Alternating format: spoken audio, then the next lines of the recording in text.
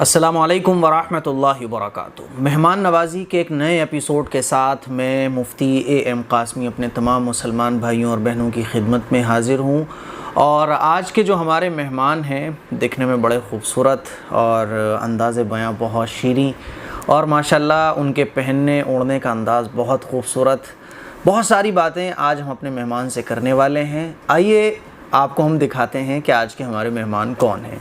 तो हम जी खुशामदीद कहते हैं मुफ्ती मामूर बदर साहब को। अस्सलाम वालेकुम वरहमतुल्लाहि वबरकातुहू। मुफ्ती साहब, जी वालेकुम अस्सलाम वरहमतुल्लाहि वबरकातुहू। जज़ाकल्लाहु खैर, बहुत बहुत शुक्रिया। कैसे हैं आप? अल्हम्दुलिल्लाह मैं अच्छा हूँ। उम्मीद है कि आप भी अच्छे होंगे। माशाल्लाह आपका मुंह अल्हम्दुलिल्लाह। बता रहा है कि आप अच्छे हैं। अल्लाह आपको ऐसे ही खुश रखे। बिल्कुल बिल्कुल, आमीन आमीन। कहते हैं ना कि इस जमाने में सबसे बड़ी जो नेमत है वो आफियत है। जी जी जी, सही बात है। जैसे वबाओं का बलाओं का दौर है, तो इसमें आफियत सबसे बड़ी नेमत है।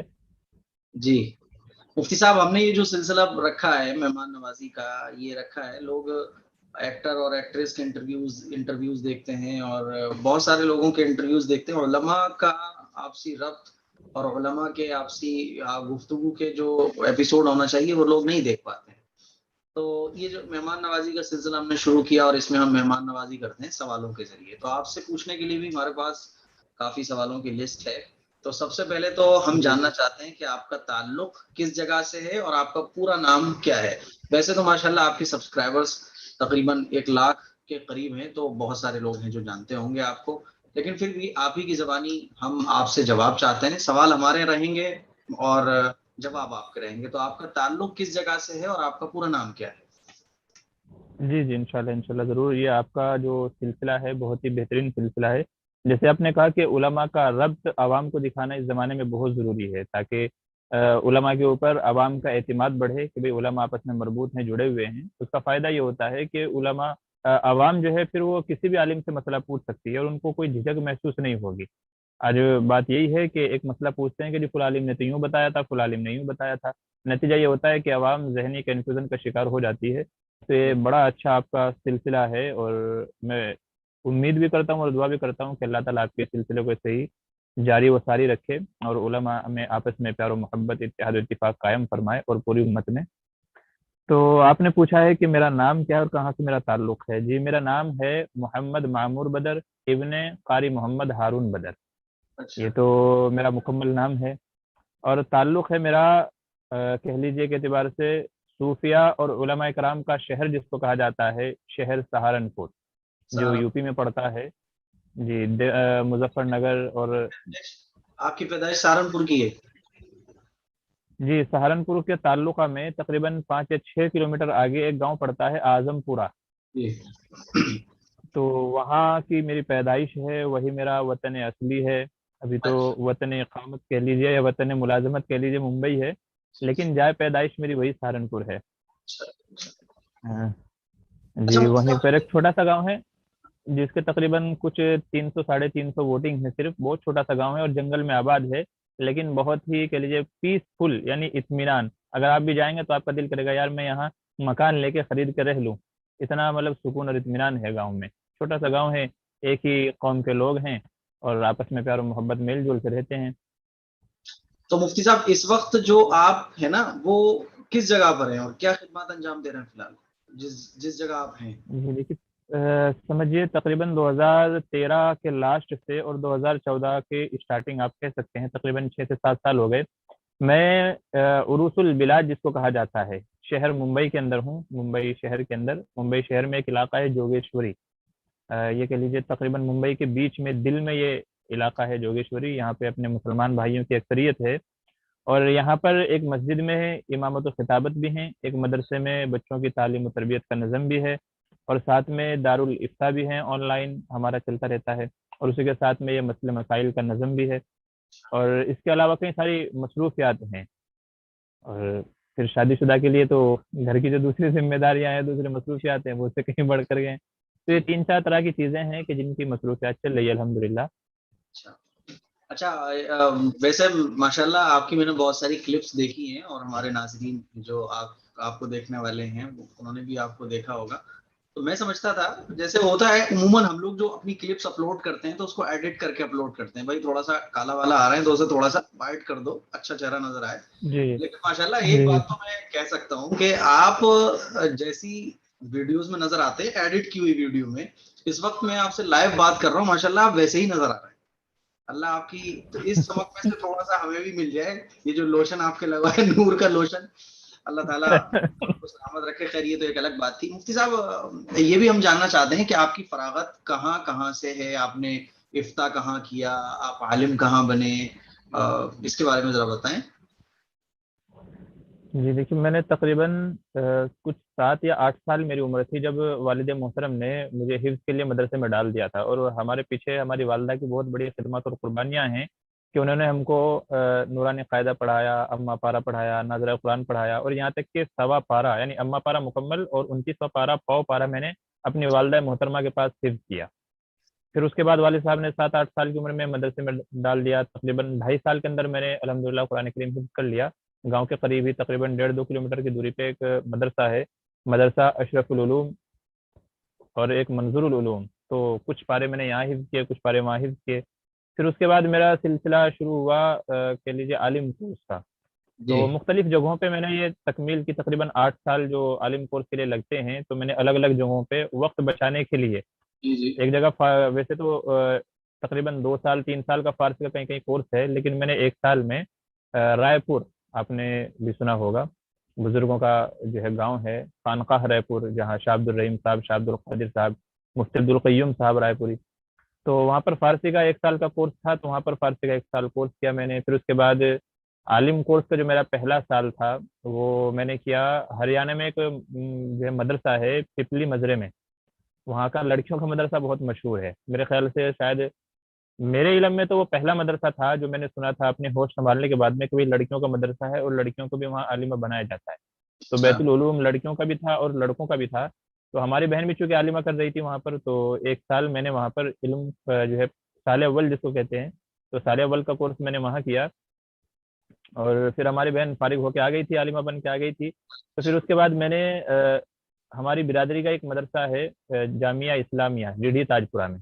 तो जी। तकरीबन 4 से 5 साल मैंने वहाँ पढ़ा। मैंने वहाँ पे कह लीजिए काफिया पढ़ी, शेर जामी पढ़ी और मुख्तसर और कुदूरी पढ़ी।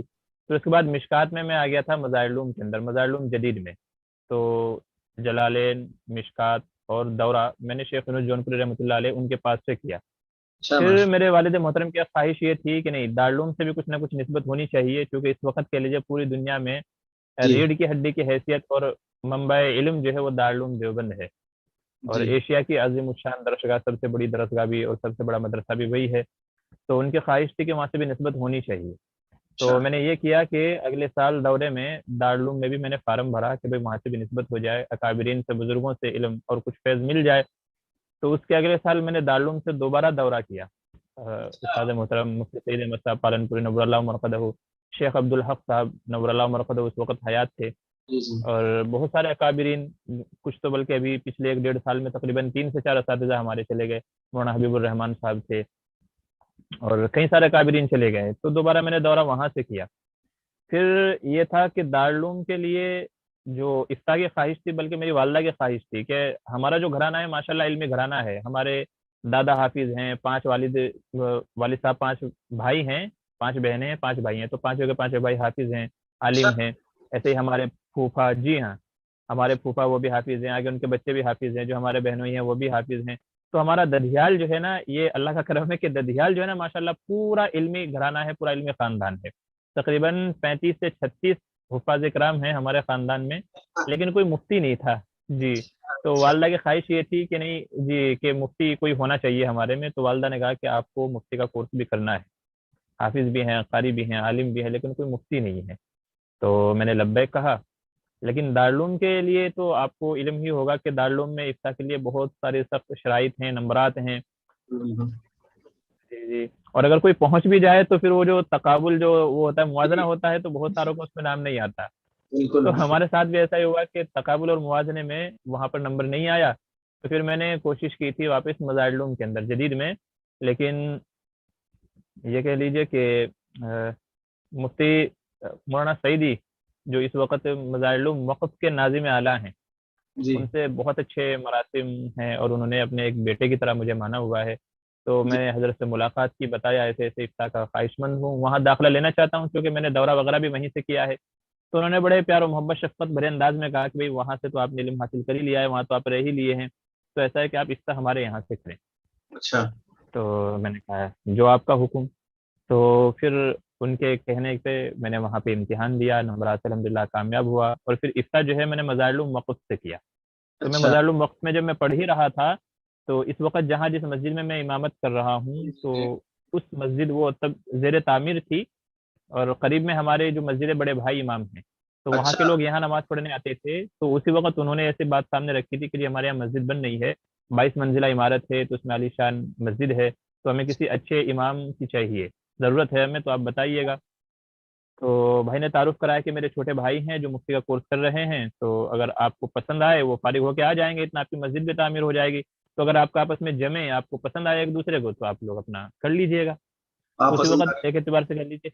जी बातचीत हो गई थी, तो अल्हम्दुलिल्लाह मैं फारिग होके आया, तो उन्होंने मेरा बयान सुना, एक दो जगह कहीं और मैंने नमाज पढ़ाई तो उन्होंने बयान सुना, गए। नमाज अच्छा। वगैरह उन्होंने सुनी, क़िरात वगैरह सुनी, तो माशाल्लाह उनको पसंद आया और वो तय करके चले गए जी ठीक है इंशाल्लाह मस्जिद तामीर हो जाएगी, तो फिर इन्हीं को हम इमाम रखेंगे।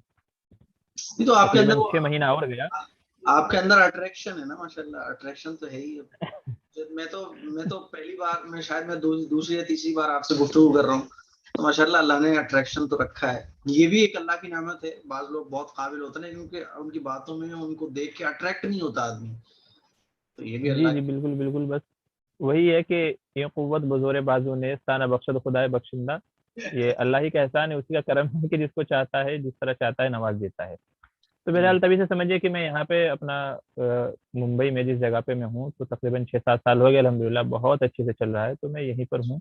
कई सारी जिम्मेदारियां और साथ में जुड़ गई हैं। तो ये था मेरा पूरा सिलसिला, कहाँ से पढ़ा, कैसे कैसे पढ़ा, बस वही है कि अल्लाह काम ले रहा है, लेता रहे। मस्जिदें माशाल्लाह बहुत जबरदस्त है। मुंबई की मस्जिदें देख के तो मैं वहाँ मुंबई की मस्जिदों का फैन हो गया हूँ। अच्छा मुफ्ती साहब, चूंकि हम और आप सोशल मीडिया पर बात कर रहे हैं और जी जाहिर जी। है सोशल मीडिया पर जब हम बात कर रहे हैं तो हम लोग जो यहाँ तक पहुंचे हैं, तो उसके पीछे कोई ना कोई एक वजह होती है कि आपने चैनल बनाया, क्यों बनाया, सोशल मीडिया पे आप आने की आपके जहन में क्यों बात आई। तो इस सिलसिले में जरा अपने पीछे की कहानी बताएं, बिहाइंड द सीन जो हुआ वो बताएं। अच्छा। आपने बहुत अच्छा सवाल किया है कि आखिर सोशल मीडिया पे आने की वजह क्या हुई है। हालांकि एक वक्त ऐसा था कि आज तक भी उलमा उम्मत में जो तस्वीर का मसला है वो मुख्तलफ ही है। जी बाज जी जैसे उलमा अरब हैं, उलमा मिस्र हैं, बाज जवाज के कायल हैं, और जैसे उलमा एशिया हैं तो ये अदम जवाज के कायल हैं। तो जी। ये एक मुख्तलफी मसला है तस्वीर के सिलसिले में। फिर आज बात आ जाती है वीडियोग्राफी की, कि वीडियोग्राफी का क्या हुक्म है, तो बाद ने उसकी भी इजाज़त दी, बाद ने उसका भी इनकार किया। तो सोशल मीडिया पे आने से पहले मैं बहुत मुतरद्दिद था इस सिलसिले में कि आखिर यार क्या किया जाए, इस सिलसिले में आया जाए कि नहीं आया जाए। लेकिन फिर मैंने बहुत सारे उलमा के बयान सुने, जैसे मौलाना इलियास गुम्मन साहब हैं, मुफ्ती तारिक मसूद साहब हैं, जी और भी दूसरे मकातब फ़िक्र के बाद उलमा हैं, उनके बयान सुने, तो मुझे अल्हम्दुलिल्लाह शरह सद्र हुआ। फिर उसके बाद मैंने फैसला किया कि नहीं इंशाल्लाह ये जो सिलसिला हमारा चल रहा है तो इसको सोशल मीडिया पे भी लाया जाए। इसके मुतहर्रिक जो पस मंज़र जो था मेन सोशल मीडिया पे आने का, वो ये था कि वज़ू वगैरह के बाद मसाइल ऐसे थे कि जो ढूँढने पे भी नहीं मिलते थे। वज़ू के मुस्तहब्बात अब तो अल्हम्दुलिल्लाह इतना फैल गया है कि आप एक बार जी क्लिक करो, एक बार ढूँढो, 10 तरह के आपको मिल जाएँगे। वो ज़माने में 2014-15 में जी क्योंकि जी, वो तो नेट का डाटा उतना बहुत हुआ सिलसिला नहीं करता था। था। जी, जी, डेटा बहुत कम मिलता था। 2013 की बात आप बता रहे हैं, मैं तो बता रहा हूँ सन 2015 में जब मैं मुंबई गया हुआ था तो मैंने 1 GB का पैक पड़वाया था और पूरे 35 दिन मैंने वो 1 GB में गुजारे थे। तो पहले ऐसा ही होता था कि वो 1 GB आपको बहुत संभाल के लेके चलना पड़ता था, तो यूट्यूब वगैरह को इतना ज्यादा देखता नहीं था। जिनके जी, पास वाईफाई था या वो चीजें थी, वाईफाई भी उस वक्त काफी बहुत नहीं था, कॉस्टली था। तो लोग जानते भी नहीं थे। जी जी बिल्कुल बिल्कुल। तो बस वही सिलसिला है, तो इस तरह के बहुत सारे मसाइल थे जो यूट्यूब पे नहीं थे। तो बाद साथियों ने इसरार किया कि जी आप ये मसले मसाइल बयान करें। तो वज़ू के ताल्लुक से सबसे पहले मैंने बयान किया था, वज़ू के फ़राइज़, वज़ू के मुस्तहब्बात और वज़ू के मकरूहात, बहुत सारी चीज़ें थी, तो वो मैंने बयान करना शुरू किया। उन्होंने उसको सोशल मीडिया पे शेयर किया, तो अल्हम्दुलिल्लाह उसके ऊपर बड़ा अच्छा रिस्पॉन्स आया, बड़ा अच्छा उसका वो मिला। तो उस वक्त से मेरे दिल में एक दाइया ये पैदा हुआ कि अच्छा, उस वक्त से तहरीरी मसले का मेरा सिलसिला शुरू था, नंबर जी 1, नंबर 2, नंबर 3 करके। तो मैं तरतीबवार मसले लिख रहा था अपने, जो उर्दू हिंदी दोनों उसमें हुआ करते थे। बल्कि फिर हमारी देखा देखी एक आलिम है मुफ्ती जुबैर नदवी, उनकी बहुत सारी तहरीरात आती हैं, शायद आप तक भी पहुंची होंगी। अच्छा। तो हमारा वही सिलसिला देख करके उन्होंने भी फिर दोबारा सिलसिला शुरू किया अपने मसले मसाइल लिखने का। तो वो सिलसिला तहरीरी सिलसिला शुरू था। तो मैंने कहा कि तहरीरें कुछ लोग पढ़ते हैं, कुछ नहीं पढ़ते, लंबे होने के खौफ से छोड़ देते हैं। जी तो जी क्यों ना इसी को, दलाइल को हटा करके सिर्फ मसला जो मेन वो चीज़ है, इसी को आप वॉइस में और वीडियो रिकॉर्डिंग की शक्ल में लाया जाए। क्योंकि जी लोग पढ़ने से ज्यादा सुनने को ज्यादा अच्छे से समझते हैं। जी जी दूसरे बोलने वाले का जो अंदाज बयां होता है, उससे बहुत सारी चीजें समझ में आती हैं। वो अट्रैक्टिव अगर हो जाए तो लोगों को इंटरेस्ट आता है उसमें, और सुनने में अच्छा लगता है, चीजें जहन में याद रह जाती हैं। और क्या है कि तहरीर के लिए आपको पूरा जहन जमा के आपको पढ़ना पड़ता है, जबकि वीडियो को आप रख के बाजू में रख दें चला करके, तो सुनता रहेगा आदमी, समझता रहेगा। जी तो बस ये दायरा पैदा हुआ कि यही खिदमत जो फिलहाल बहुत महदूद दायरे में है, क्योंकि तहरीर का मसला यह है कि जो आपके कॉन्टेक्ट में है, राब्ते में है, बस आप उन्हीं तक पहुंचा सकते हैं। बिल्कुल सही जबकि बात। वीडियो, जी जी, वीडियो का मसला ये है कि आप उसको पूरी दुनिया तक पहुंचा सकते हैं। जो चाहे फाइंड करके सर्च करके उसको देख सकता है। तो इस इफादा आम के लिए मैंने ये जो है दिल में अज़्म किया, इरादा किया कि इंशाल्लाह इन्हीं मसाइल को मैं जो है शॉर्ट फॉर्म में मुख्तसर करके वीडियो की शक्ल में अपलोड करता हूँ, ताकि ज़्यादा से ज़्यादा लोग फ़ायदा उठा सकें।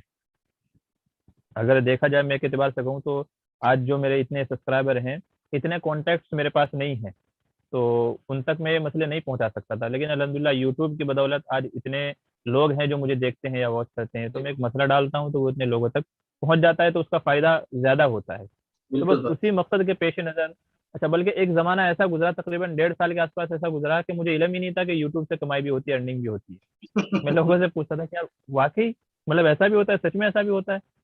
तो फिर इस सिलसिले में जो इस फील्ड के जो माहिर हजरात थे, उन्होंने बताया कि नहीं, ये इनकम का भी एक सोर्स है। तो मैंने कहा चलो, अगर अल्लाह उस सिलसिले से अगर कुछ देता है तो जाहिर सी बात है, तो अल्लाह का वादा है। जब दुनियादारों को अल्लाह नवाज रहा है, तो सही बात। दीनदारों को तो और ज्यादा नवाजेगा। सही बात है। सही बात है। तो फिर कुछ लोगों ने उस सिलसिले में गाइड किया, रहनुमाई की, फिर कुछ मैंने पढ़ना शुरू किया, उस बारे में जानना शुरू किया।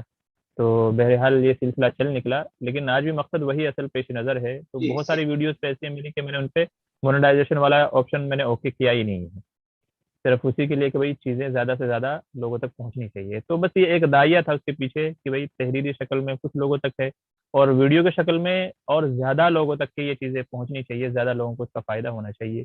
उसके पीछे ये दायरा हुआ। फिर बहुत सारी मुश्किलें भी सराह में पेश आई, वही जो मैंने शुरू में जिक्र किया था, वीडियोग्राफी फोटो को लेकर के बहुत सारे लोगों ने रुकावटें डालने की कोशिश की। लेकिन खैर, जैसे कैसे कहते हैं ना, वक्त, वो कहते हैं ना कि वक्त की एक अच्छी बात है, जैसा भी हो गुजर जाता है। गुजर जाता है जी।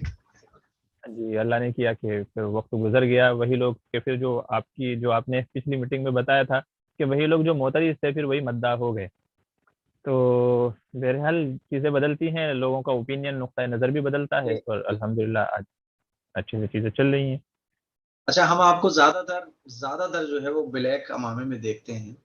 तो जी जी। जानना चाहते हैं कि आपका फेवरेट कलर कौन सा है, ब्लैक है या व्हाइट है, मतलब या कोई और? बहुत सारी चीजें होती है, देखिए जैसे फेवरेट, है कुर्ता पजामा है, अमामा है, इसमें आप फेवरेट कलर बताइए आप।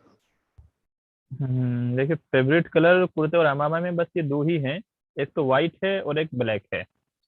ब्लैक लेकिन मुझे ज़्यादा पसंद हम है। आपकी जो जैकेट देखते हैं वो एकदम थोड़ा सा उसमें डिजाइन देखते हैं, जैसे ये डिजाइनिंग थोड़ी सी हल्की फुल्की जो बन रही है लाइनिंग, जी जी। तो जैकेट में आपका कलर अलग है फिर।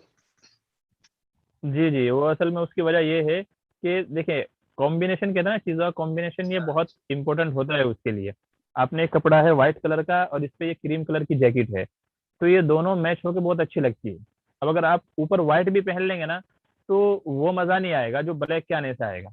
अच्छा, व्हाइट पे अगर आप ब्लैक डाल दें तो अलग ही उसका अट्रैक्शन कह लें, या जो आप कह रहे हैं चमक कह लें, तो ये उसका भी बहुत बड़ा कॉम्बिनेशन है। बल्कि ये जो कहते हैं ना, फैशन डिजाइनर जो होते हैं जी कपड़ों जी वगैरह जी। के, ये बहुत उस चीज का ख्याल रखते हैं कि कौन सी चीज किसके साथ मैच होके ज्यादा उठ के आएगी। वो कहा जाता है कि एक सादा सी चीज अगर अच्छे तरीके से पेश कर दी जाए तो बहुत हसीन लगती है, और बड़े से बड़ी खूबसूरत चीजें लेकिन बेढंग से पेश कर दी जाए तो वो इतनी खूबसूरत नहीं लगेगी।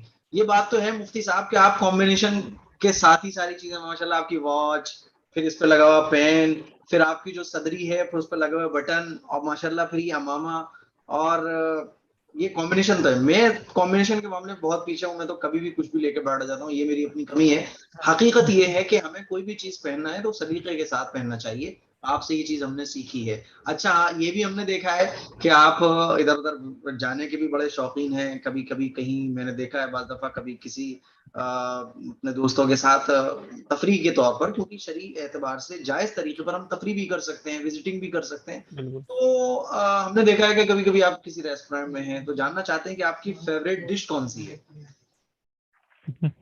देखिए, वो किसी ने कहा था ना कि वो एक उसने मुर्गी के बच्चों ने जी। मुर्गी से पूछा था हम्म। कि अम्मा, ये सब चीजों के नाम होते हैं तो हमारा नाम क्यों नहीं होता? इंसानों के इन सब के चीजों के नाम होते हैं तो हमारा नाम क्यों नहीं होता?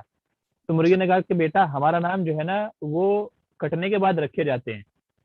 तो ये चिकन टिक्का है, ये चिकन कढ़ाई है, ये चिकन मुगलाई है, ये चिकन क्रिस्पी है, और ये हम्म। चिकन फुला है, ये चिकन फुला है। हम्म। तो मैं खासकर ये समझता हूँ कि खाने पीने के मामले में जितनी डिशें या जितनी आपके लिए चॉइसेस मुंबई शहर के अंदर है ना, अब जी। तक के जहाँ तक मैंने सफर किया जिन शहरों का, मैंने उनमें नहीं देखा है। तो इसलिए यहाँ बताना मुश्किल है कि कौन सी चीज, बहुत सारी चीजें मतलब फेवरेट डिशेज में है मेरी, जिसमें एक जमजम पुलाव, जो यहाँ आप इंशाल्लाह आए थे, पता नहीं खाई आपने नहीं खाई, लेकिन अगर आप आएंगे इंशाल्लाह अब तो ये हम आप आपको जरूर खिलाएंगे। आपको बताया, मैं गया तो हूँ मुंबई, लेकिन ये जमजम पुलाव वगैरह तो कुछ भी नहीं खाया, लेकिन अब आऊँ, अब मैं यही खाने के लिए आऊंगा। की बात नहीं। बिल्कुल बिल्कुल, इंशाल्लाह जमजम इंशाल्लाह पुलाव। आप तशरीफ लाएं तो। जी जी, तो यहाँ जो मशहूर है और माशाल्लाह अच्छी बनती भी है, जमजम पुलाव है, रान बिरयानी है, और इसके अलावा टिक्का बिरयानी है, और ऐसे ही सीख बिरयानी है। तो बिरयानी के ताल्लुक से तीन चार टाइप की बहुत ही लजीज और बहुत ही लाजवाब है। अच्छा। और अगर आप स्टार्टर के नाम पे जो एक चीज़ यहाँ पे चलती है, उसमें कई सारे हैं। सीख कबाब है, और हाँ। इसी तरीके से टिक्का होता है, चिकन टिक्का होता है ग्रेवी के साथ में। तो स्टार्टर में छोटे छोटे कई सारे आइटम, वो इतने लजीज, इतने वो होते हैं कि जिनका कोई जवाब नहीं है। ऑलमोस्ट अक्सर शादियों में शुरू में सालन वगैरह से पहले वही स्टार्टर की दो चार चीजें आपको ला करके दी जाती हैं। वो अच्छा। बतौर एक एतबार से तफक्को आप कह लें कि बतौर तफक्को है, लेकिन उनको खाने की जो लज्जत है तो मुफ्ती वो साहब, मुंबई में माशाल्लाह है। रोटी भी तो नहीं चलती ना, सिर्फ चावल ही ज्यादा खाए जाते हैं मुंबई में। नहीं नहीं, ऐसा नहीं है। चावल चावल ज्यादा ऐसा नहीं है। असल में मुंबई में क्या है, अलग अलग जगहों हाँ के वो। लोग हैं, कुछ जी। बिहार से हैं, बंगाल से हैं। तो जैसे जैसे लोगों का जिनका जैसा नेचर है ना, तो वो उस एतबार से अपने खाने पकाना करते हैं। अच्छा। जी जी, बहुत सारे मैंने लोग ऐसे भी देखे हैं कि जो चावल बिल्कुल खाते ही नहीं है, उनके यहाँ बस रोटी ही चलती है, क्योंकि उनका नेचर वही है। अच्छा। अच्छा। अच्छा मुफ्ती तो साहब। बहरहाल जहाँ के भी ताल्लुक से हमको मालूम पड़ता है कि ये आवाज आवाज। कोई नया होटल है, नया रेस्टोरेंट है, तो उसको बतौर चखने के भी देखें यहाँ के खाना कैसा है कैसा नहीं है। तो हम लोग दोस्तों के साथ में माशाल्लाह मतलब जो अहले वुसअत हैं, तो उनका हमारा एक ग्रुप है साथियों का, तो हम लोग जाते रहते हैं उसी सिलसिले में। तो पूरे जोगेश्वरी में मेरे ख्याल से शायद ही कोई होटल ऐसा बचा हो कि जहाँ का खाना नहीं हम लोगों ने चखा हो या टेस्ट ना किया हो। तो जहाँ का ज्यादा लजीज होता है तो अगली बार वहां चले जाते हैं। तो जी। महीने में, डेढ़ महीने में 1000 2000 का खर्चा आता है, तो एक साथी के लिए खर्चा करना कोई बड़ी बात नहीं होती। जी। तो तफरी भी हो जाती है, जी। और बहुत सारी चीजें साथ में सफर में इंजॉय हो जाती हैं। तो जी। वो उस निस्बत से सिलसिले में कहीं ना कहीं जाना होता ही रहता है। हाँ सही बात है। बाज लोग ये समझते हैं कि इस्लाम जो है बहुत ज्यादा बाउंडेशन लगाता है, ऐसा नहीं है। जायज तफरीह भी कर सकते हैं, जायज जायज जगह आप जाके खा भी सकते हैं, और सैर व तफरीह करने बिल्कुल। की इजाजत है। ये तो आपकी नीयत पर डिपेंड करता है, जिस जगह आप जा रहे हैं उस जगह का माहौल पर डिपेंड करता है। अच्छा मुफ्ती साहब, हमारे चैनल के बारे में कोई एक ऐसी बात है जो आप कहना चाहते हो, कोई ऐसी नसीहत जो हमारे लिए फायदेमंद हो, उसके लिए आप क्या कहना चाहेंगे आप। देखिए, ये आपके चैनल के जरिए से मैं आपके जो हजरात देख रहे हैं वो, और या बाद में ये वीडियो इंशाल्लाह मैं भी अपने चैनल पे अपलोड करूंगा, तो बाद में जो देखें वो भी, सबके लिए एक खास नसीहत मैं ये कहना चाहता हूँ। देखिए, आज अगर आप देखेंगे तो बातिल हर तरीके से हमारे अंदर घुसने की कोशिश कर रहा है, जिसमें उसका सबसे मौसर और सबसे बड़ा जो जरिया है ना, वो ये सोशल मीडिया का प्लेटफॉर्म है। अगर आज आप देखेंगे, आप यूट्यूब की अगर आप बात करें, आप यूट्यूब ओपन करें, तो जिस मकसद के लिए आपने खोला है वो बाद में आएगा, लेकिन बातिल जो हमको दिखाना चाह रहा है वो पहले आएगा, एडवर्टाइजिंग की शक्ल में। या आपने एक बार किसी चीज को सर्च किया था, उस पर किया था, तो बार बार वही चीज या उसके सिमिलर, उसके जैसी चीजें आपको बार बार आने की कोशिश करती हैं। तो मेरी नसीहत तमाम लोगों के लिए ये है कि देखिए, सोशल मीडिया हो या कोई भी प्लेटफॉर्म हो, उसके इस्तेमाल मना नहीं है जब तक कि आप उसको गलत तरीके से इस्तेमाल ना करें। और आप ये कह लीजिए कि आपने मुझसे एक सवाल पूछा था कि आखिर सोशल मीडिया पे आपके आने की वजह क्या हुई। तो उसकी एक वजह अहम ये भी थी कि आज गलत चीजें तो लोगों तक बहुत ज्यादा पहुंच रही हैं, लेकिन सही चीजें उम्मत तक नहीं पहुंच रही हैं। और उम्मत का मिजाज ये हो गया है कि वो उलमा से दूर होते जा रहे हैं, कटते जा रहे हैं। जी अभी का हाल ही का एक मसला था, माजरत के साथ मैं आपको बता दूं। हाल ही में एक मसला हमारे साथ पेश आया था, जिस मुफ्तियान कराम ग्रुप में मैंने आपको शामिल किया, उसमें एक मसला आया था, एक बंदा वसवसे का शिकार हो गया। जी तो बार बार उसको उल्टे सीधे वसवसे आने लगे। तो उन साथी ने पूछा कि जी मैं क्या करूं इसका, कि उनको बार बार वसवसे आते रहते हैं, मैं परेशान हो गया हूँ, वो बार बार सवाल करते रहते हैं, मैं जवाब देते देते थक जाता हूँ। तो हमने उनको एक मशवरा दिया था कि आप ऐसा करें कि उनको ये कह दें कि अगर इस बार आपको कोई वसवसा आया तो आप ये अहद कर लें कि अगर शैतान मुझे वसवसे में डालेगा तो उसके बदले में इतना रुपया पैसा सदका करूंगा। तो जब भी वसवसा आएगा तो मैं इतना सदका खैरात करूंगा। तो उससे क्या होगा कि शैतान सदका खैरात करने नहीं देगा, तो वसवसे की बीमारी छूट जाएगी। जी जी उन्होंने अपना मुख्तदी को ऐसे ही बता दिया। तकरीबन एक महीने के बाद वापस उन साथी ने मैसेज डाला कि जी आपके इस वजह से सामने वाले बंदे का नुकसान हो गया है। और उसका नुकसान ये हुआ है कि हमने जो उसके ऊपर ये जुर्माने के एतबार से कह लीजिए जो आयद किया था, उसके दिल में डर बैठ गया कि अगर उनसे पूछूंगा तो वो मेरे को बार बार वही मतलब थोड़ा कड़क जवाब ना दे दे, सख्ती के साथ में जवाब ना दे दें। और ये मुझे वसवसा आ गया है, सदका खैरात भी करूंगा तो कहीं ऐसा तो नहीं मैं काफिर हो गया हूँ, क्योंकि उनके वसवसे उसी टाइप के थे। तो कहते हैं कि जी उन्होंने आके मुझे अब ये बताया है कि जी मैंने 7 बार कलिमा कुफ्र पढ़ा और 7 बार मैंने वापस ईमान कबूल किया, नौज़ बिल्लाहि मिन ज़ालिक, सिर्फ वसवसे की बुनियाद पे। तो जी वो कह रहे हैं कि वो मेरे पास सिर्फ इसलिए नहीं आए मेरे से पूछने के कहीं ऐसा ना हो कि मैं गुस्सा ना करूं या कोई और बात मैं उनको ना बताऊं। तो मैं ये सुन करके सर पकड़ करके बैठ गया कि अल्लाह मैंने ये क्या कर दिया। और फिर मैंने उनसे कहा कि देखिए आपको जब भी जरूरत हो आप बिला झिझक मेरे पास आ जाएं, मैं आपसे कुछ नहीं कहूंगा, कुछ नहीं बोलूंगा, सिर्फ शरीय एतबार से जो उसका मसले का हल होगा मैं वो आपको बता दूंगा। तो ये बतौर मिसाल मैंने इसलिए बयान किया कि आज जो अवाम का मिजाज है ना, उलमा से कटने का है, उलमा से बहुत कटते जा रहे हैं बड़े बड़े मसाइल में। आज मैं देखता हूँ दिन भर में दसियों मुझे फोन आते हैं, जब लोग फंस चुके होते हैं किसी मसले में तब मसले का हल ढूंढते हैं। जी पहले से नहीं उसके बारे में मालूमात रखते कि यार अगर इस तरह की सूरत पेश आ गई तो मुझे कैसे करना है। फंसने के बाद फिर फोन करते हैं, मौलाना ये हो गया अब मैं क्या करूँ। तो उलमा से बहुत लोग कटते जा रहे हैं, हमारे पास नहीं आ रहे हैं। तो जी जाहिर है कि ऐसे में हमें उन तक पहुंचना है, और उसके लिए सबसे बेहतरीन प्लेटफॉर्म है सोशल मीडिया। तो जी हमें लोगों तक पहुंचना है और मसाइल हमें उन तक पहुंचाना है। कि जी अगर किसी ने सरसरी तौर पर भी सुन लिया तो उम्मीद है कि शायद कभी ना कभी जब इस तरह का मौका पेश आएगा तो वो चीज़ उसको काम में आ जाएगी, वो चीज़ उसको नफेमंद हो जाएगी। जी तो यही है कि सोशल मीडिया को हम इस्तेमाल करें, शरीयत उससे मना नहीं करती है, लेकिन जायज़ तरीके से और सही चीज़ों के अंदर उसको इस्तेमाल करना चाहिए। सही चीज़ों में अगर यही चीज़ को हम इस्तेमाल करेंगे इंशाल्लाह, तो यही चीज़ हमारे लिए बाइस अजर सवाब बन जाएगी। जी गलत चीज़ों में करेंगे तो बाइस वबाल हो जाएगी। तो इसलिए हमारा सबसे पहले मतमह नज़र नुक्ता नज़र ये होना चाहिए कि हमने यूट्यूब खोला है, कोई और ऐसी हमने साइट खोली है, तो सबसे पहले वहाँ से इल्म हासिल करने की कोशिश करनी चाहिए। वहाँ से कोई मुफीद बात लेकर के हमको उठना चाहिए, जी क्योंकि इस्लाम की एक सिफत ये बयान की गई हदीस में कि लायानी और लग़्व बातों से इंसान बचता है, मोमिन की एक सिफत बयान की गई है। और आजकल अगर आप देखेंगे तो सोशल मीडिया पे दुनिया भर की बेशुमार लग़्व बातें, बेफायदा बातें और इस तरह की चीज़ें भरी पड़ी हैं कि जिनसे चाह के भी आदमी नहीं बच सकता। तो इसलिए हम ये चीज़ें जो इस्तेमाल कर रहे हैं तो इसमें हमारा मतमह नज़र ये होना चाहिए कि हमें इल्म हासिल करना है, दीन की मालूमात हासिल करनी है, उलमा को सुनना है और उनके मुताबिक अपनी ज़िंदगी को नेकियों के रास्ते पे ढाल करके लेकर के चलना है। तो ये बिल्कुल बिल्कुल बहुत बड़ी चीज़ है इंशाल्लाह, यही चीज़ हमारे लिए बाइस अजर सवाब बन जाएगी। बस यही सबसे अहम मैं समझता हूँ कि सबसे अहम और नसीहत है। अल्लाह मुझे भी अमल की तौफीक दे और बाकी हजरात को भी। सही बात है मुफ्ती साहब। अच्छा, हमने ये भी सुना है कि आप बहुत जल्द इंशाल्लाह अल्लाह ने चाहा तो दारुल क़ज़ा भी कायम कर रहे हैं और करेंगे। इस सिलसिले में आपकी क्या प्लानिंग है और ये दारुल क़ज़ा आपका कब तक कायम हो जाएगा, इससे मुंबई वालों को क्या फायदा मिलेगा, वो वजाहत करें। जी जी, आपने बिल्कुल सही सुना है, पिछले दिनों अखबार में भी इसकी एडवर्टाइजिंग आई थी, हम लोगों ने अखबार में भी दिया था। जी, दारुल क़ज़ा देखिए, दुनिया में दुनियावी अदालतें तो हमने देखी हैं और जी वहाँ पे क्या फैसले होते हैं, किस तरीके से फैसले होते हैं, वो भी हमने देखा है। जी तो हमारा मतम नज़र ये दारुल क़ज़ा कायम करने से सिर्फ और सिर्फ ये है कि उम्मत के, खासकर उम्मत मुस्लिमा के जो मसले हैं वो अपने ही लोगों में हल होने चाहिए। जी अगर बिल्कुल। आप देखेंगे तकरीबन पिछले 3 से 4 सालों के अंदर 3.5 लाख तलाक और खुला के केस पेंडिंग थे कोर्ट के अंदर, 3.5 लाख। मुझे एक जो जहाँ मैं जिम करता हूँ, तो वह जिम ट्रेनर है, ऐसी उससे बातचीत चल रही थी, तो उसने कहा कि मौलाना 3 लोग ऐसे हैं जो आपको कभी भी सही बात नहीं बताएंगे, बताएंगे भी तो जल्दी से नहीं बताएंगे। जी जिनमें से एक तो जिम ट्रेनर है, वो जी आपको पूरा सही तरीके से गाइड नहीं करेगा। दूसरा है डॉक्टर, वो आपको सही चीज एकदम से नहीं बताएगा। और तीसरा है वकील।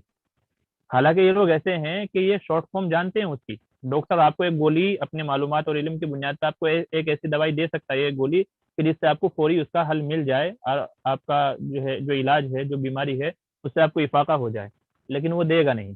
देगा नहीं जी। ऐसे ही वकील अगर चाहे तो एक ही हियरिंग में, एक ही मर्तबा में आपके केस को सॉल्व कर सकता है, लेकिन करेगा नहीं। ऐसे ही जिम ट्रेनर है कि वो आपको सही तरीके से गाइड नहीं करेगा। क्यों? क्योंकि इनकी रोजी रोटी सिर्फ इसी बुनियाद पे चल रही है कि जब तक ये केस लंबा खींचेगा, जब तक ये बंदा मुझसे ज्यादा से ज्यादा जुड़ा रहेगा, तो मेरी रोजी रोटी चलती रहेगी। तो ये 3 लोग जल्दी से आपको सही बात नहीं बताएंगे। जी तो आज अगर आप देखेंगे कि हमारी उम्मत मुस्लिमा के अदालतों में इतने केसेस पेंडिंग में हैं कि अल्लाह की पनाह। लोगों को कई कई साल हो गए हैं, लेकिन केस खींचते के खींचते जा रहे हैं, पैसा बर्बाद हो रहा है, टाइम बर्बाद हो रहा है, रिश्तों में दूरियां पैदा हो रही हैं। हालांकि उसी मसले को अल्हम्दुलिल्लाह कई मसले मैंने ऐसे मतलब हल किए हैं। पहली ही मजलिस में, पहले ही मीटिंग में हम जाके बैठे, इनको भी समझाया, उनको भी समझाया, अल्लाह ने क्या मसला वहीं का वहीं सॉल्व हो गया, वहीं का वहीं मसला हल हो गया पहली ही मीटिंग में। तो वहीं से मेरे जहन में यह बात आई है कि अगर बाकायदा इसको एक उसकी शक्ल दे दी जाए, एक जी। दारुल कज़ा की शक्ल दे दी जाए, कि लोग उसको भरोसेमंद भी समझते हैं, क्योंकि मैं और आप कहीं ऐसे ही किसी के पास जाके बैठ जाएं, हमारी वो वैल्यू नहीं है सही जो बात। एक बाकायदा उसकी शरी अदालत का नाम दे करके हम कोई वो कायम करते हैं, और फिर लोग वहाँ उसी माइंड सेट से आते हैं और आपसे बातचीत करते हैं, गुफ्तगू करते हैं। तो इस मतमहे नज़र के पेश नज़र हम लोगों ने ये किया कि एक दारुल कज़ा कायम किया जाए, उम्मत मुस्लिमा में ये तलकीन की जाए, तो ये अपने तमाम मसले लेकर के यहाँ आए। यहाँ कोई आपसे इतनी भारी फीस भी नहीं है, आपको जी दिन रात दौड़ाया भी नहीं जाएगा, और हमारा जो मसला हल होगा। देखिए, कुरान ये पूरी दुनिया के लिए है, जी। सही हदीसें बात। पूरी दुनिया के लिए हैं, और पूरी उम्मत मुस्लिमा के तमाम मसाइल का हल इसी के अंदर है। वो बिल्कुल लोग बिल्कुल। खाएंगे भी, टाइम भी ज्यादा जाया करेंगे, सही बात आपका है। टाइम वेस्ट करेंगे, चप्पलें घिस जाएंगे, लेकिन मसले का हल तक भी आपके नहीं होगा।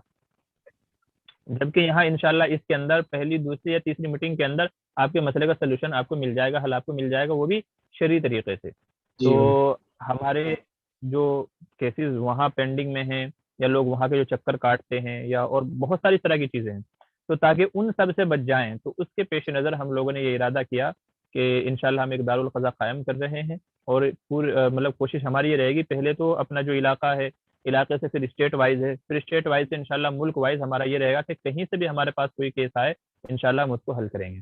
हमारे इसके अंदर जो है उलमा के, हमने 2 इसके अंदर शूरा बनाई हुई है। एक जी भाई। खास शूरा है, पहले छोटी शूरा है 11-12 अफराद की, फिर इसके ऊपर एक और बड़ी शूरा है जो 22-23 अफराद की है, जिसमें अक्सर उलमा ही शामिल हैं। तो इन हजरात को हमने शामिल किया है ताकि हमारा कोई भी डिसीजन, कोई भी फैसला हो, वो सबकी नज़र में रह करके हो। जी जी ये समझिए तकरीबन शायद आने वाली 8 या 9 तारीख को इसकी जो फाइनल हियरिंग है, जी तो जी। फाइनल हियरिंग इसकी होने वाली है। और अक्सर डॉक्यूमेंट्स, कागजात इसके अल्हम्दुलिल्लाह तैयार हो गए हैं, तो 1-2 हियरिंग बाकी है, क्योंकि हम इसको कह लीजिए गवर्नमेंट से रजिस्टर्ड हम इसको करा रहे हैं, ताकि कल को माशाल्लाह। उन लोगों को भी बोलने का कोई मतलब हक ना रहे, और हमने जो डिसीजन, जो हमने फैसला लिख दिया है, तो वो वहाँ अदालत में भी काबिल कबूल हो। जी जी जी। तो ऐसे मजबूत तरीके से हम लोग इसको लेकर के चल रहे हैं। बस आप भी दुआ कीजिए, जो हमारे नाजरीन कराम हैं उनसे भी गुजारिश है कि वो भी दुआ करें। तो इसके पेश नज़र ये दारुल क़ज़ा शुरू करने वाले हैं, इंशाल्लाह ये हो जाएगा, इसकी बुनियाद पड़ जाएगी, तो फिर इंशाल्लाह आपको भी मददू किया जाएगा, और दूसरे हमारे साथी हैं उनको भी मददू किया जाएगा। माशाल्लाह बहुत अच्छी कोशिश है आपकी। अल्लाह ताला आपको तरक्की दे और आपके आज़ाइम को पाए तकमील तक पहुँचाए। हम भी दुआ करेंगे और तमाम नाज़रीन जो देखने वाले हैं वो भी दुआ करेंगे। बहुत अच्छी कोशिश है माशाल्लाह। मुफ्ती साहब आपसे बात करके बहुत अच्छा लगा, और पता ही नहीं चला कि टाइम कितना हो रहा है, और आपके बातें करने के बाद बहुत अच्छा लगा माशाल्लाह। हमारी और आपकी जो गुफ्तगू है मुझे बहुत पसंद आई, और मुझे उम्मीद है कि नाज़रीन को भी पसंद आएगी। सभी हज़रात से गुज़ारिश है कि मुफ्ती साहब के लिए दुआ करें, मेरे लिए दुआ करें, और कमेंट करके ज़रूर बताएं कि मुफ्ती साहब और हमारी जो मेहमान नवाज़ी का ये एपिसोड है, ये आप लोगों को कैसे लगा। बहुत-बहुत शुक्रिया मुफ्ती साहब, जज़ाकुमुल्लाह व अहसनल जज़ा। अस्सलामु अलैकुम व रहमतुल्लाहि व बरकातुहू। वालेकुम अस्सलाम व रहमतुल्लाहि व बरकातहू।